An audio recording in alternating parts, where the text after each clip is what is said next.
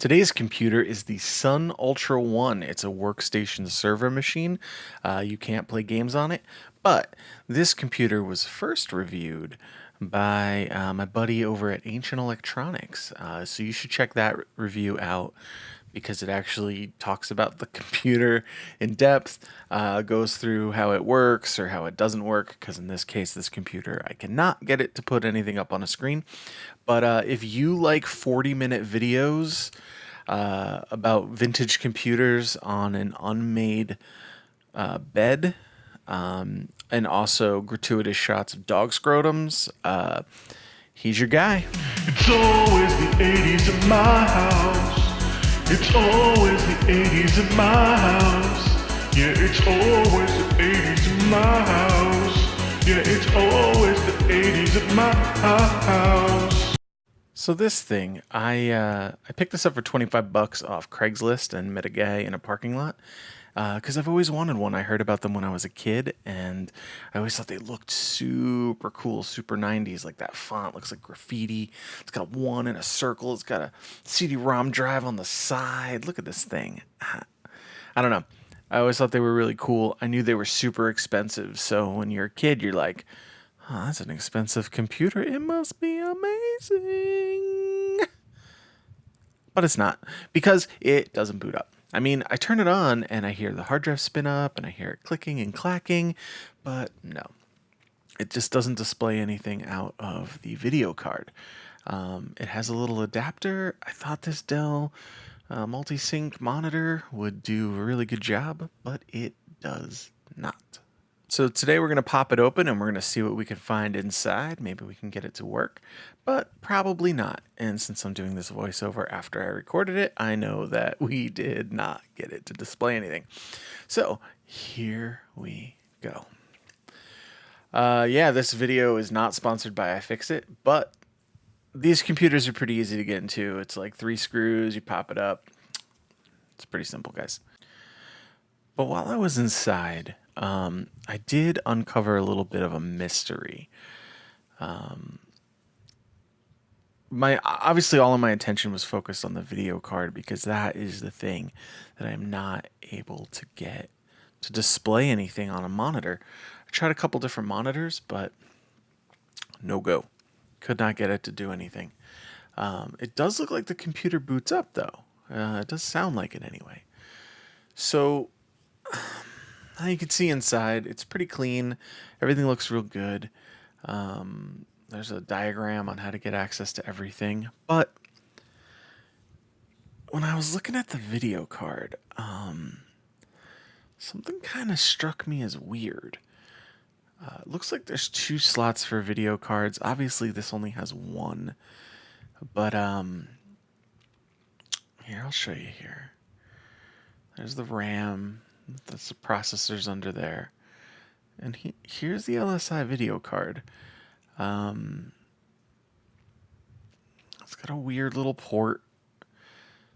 It's almost DVI, but way before DVI. I don't know. It's hard to explain. But if we scroll through here, you're going to notice something I've never seen on a video card before. You're going to see a bunch of names.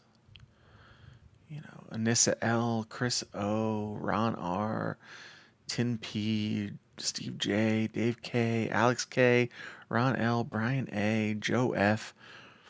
But take a look at Curtis and Chris. They're crossed out. They're like X'd out. Why? It took me a few hours on Google to get to the bottom of this, but I think I figured out what happened.